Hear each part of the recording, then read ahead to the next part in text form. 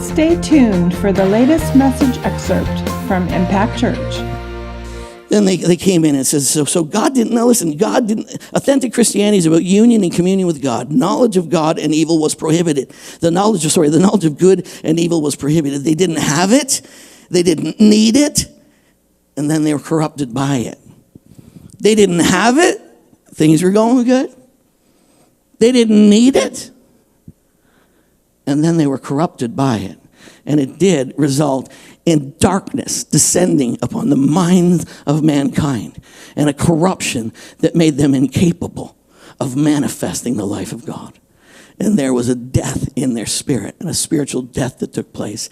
And then Adam created after his own kind. And all the way down through the years, Adam created after his own kind a group of people that were subject to moralism and legalism until Jesus came and he broke the bonds once and forever.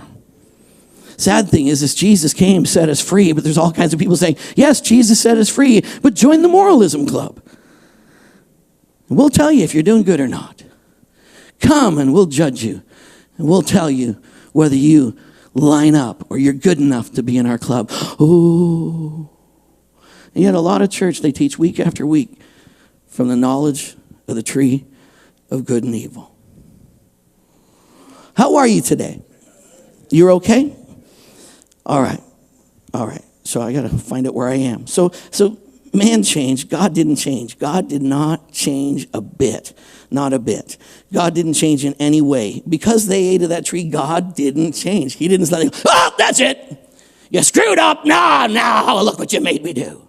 God didn't change in any way. God described for them what's going to take place. God described for them this is what's going to happen. God described for them there's going to be enmity between you, your seed, and the devil. But then he prophesied there's going to come a day. And it's in Genesis chapter 3:15, which we're not at yet, because God didn't change in any way, but God planned redemption. But man's view of himself changed, man's view of others changed, and his view of God changed. How did that happen?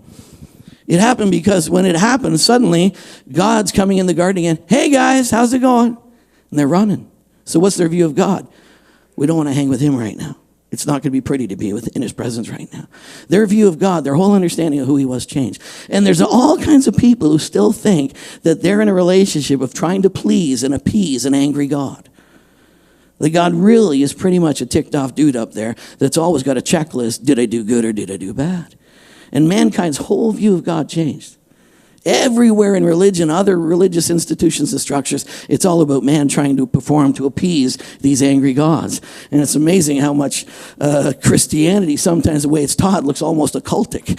And they reframe God like some creepy, angry dude who's not for them. God is always for you. He's always loved you. While we were yet sinners, Christ died for us. The righteous for the unrighteous, that we might become the righteousness of God. This is really, really good news. And yet we focus on the moralistic part of it, and we forget to talk about how amazing he is. We talk about his story and show you how you fit into his story, instead of giving these moralistic teachings of do and don't and do and don't and do and don't. If you do this, you'll get that. Ifs and buts. My dad said if ifs and buts were candies and nuts, we'd all have a Merry Christmas. Man changed his view of himself, his view of others. I mean, then God shows up going, well, what's going on? What are you wearing there? We realized we're naked. Who told you that? Wow. He said, what's going on? He said, what happened? Tell me what happened. He says, well, Eve gave me some stuff to eat. Well, Eve screwed up, dude. And you know what? You're partly to blame because you gave her to me. So this is back on you, big fella. I mean, wow. I mean, you brought us here. I mean, you did this. God's like, oh my goodness. He turns to Eve. She's like, oh, it wasn't me. It was the serpent. And then you know how the story goes, right? Turned the serpent. He didn't have a leg to stand on. So, boom. So bad, isn't it? It's still a good one, though, but you know. But you blame. I had to do it. I couldn't take it anymore. I had to do this. I had to do that. Look at my evidence. They did this to me. They did that to me. I had to do it. They did this. Check. You know what? You can have all your checks right, but your conclusion is that I get to separate from people. I get to hate people. I get to dislike people. I get to judge people. Check.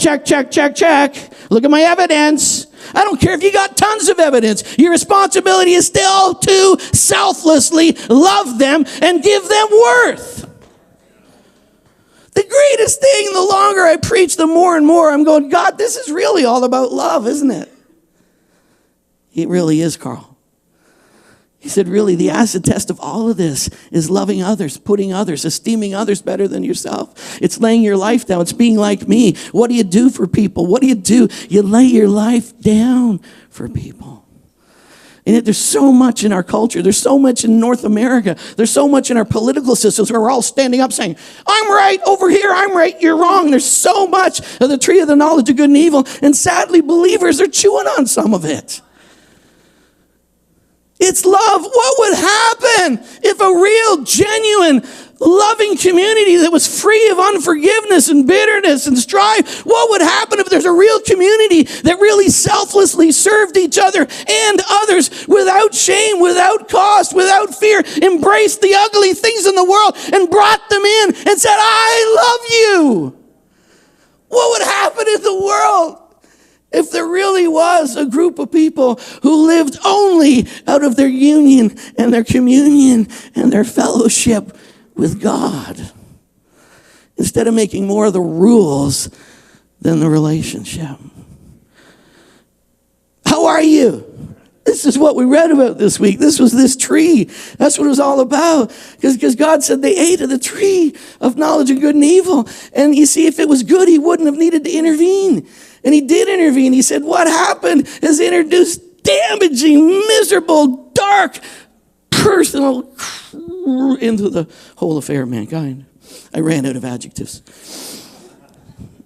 It was a bad, bad situation. Genesis 3:10, where are you? He said, I hid. I heard your voice in the garden. I was naked. I hid myself. Fear, I don't trust you. Ignorance, I don't know you. Guilt, I'm no good. And those things enter in, and that's the old fig leaf. The gospel, though, in Genesis 3:15, he said, you know, this is a nasty result, but I tell you what, he's the lamb slain before the foundation of the world. He's the lamb slain. Right here, you see Jesus. He. That's where, when you're reading, you should have circled the he. Because it says, he will bruise your head, and you shall bruise his heel.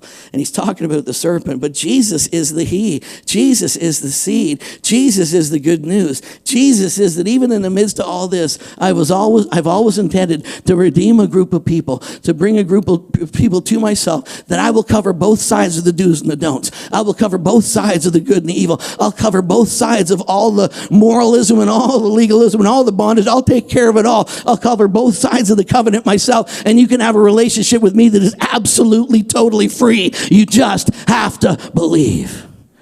And he wanted a community that would be totally set free, to not judge, to not determine good or bad, to not put people on a scale, but just to really believe in the royal law of love, that it would really work in transforming culture. Are you okay? Right there, I said there was going to be an amen, but there was just awkward glances and stares. And people going, oh. The gospel. Genesis 3:21. Also Adam and his wife, and the Lord made them tunics of skin, and he clothed them. Blood was shed. God provided. There's another type, another image. God covered them, and he covered them with skins, which meant there was an act of blood shedding that took place. And it says, without the shedding of blood, nothing can be redeemed or sanctified in Hebrews.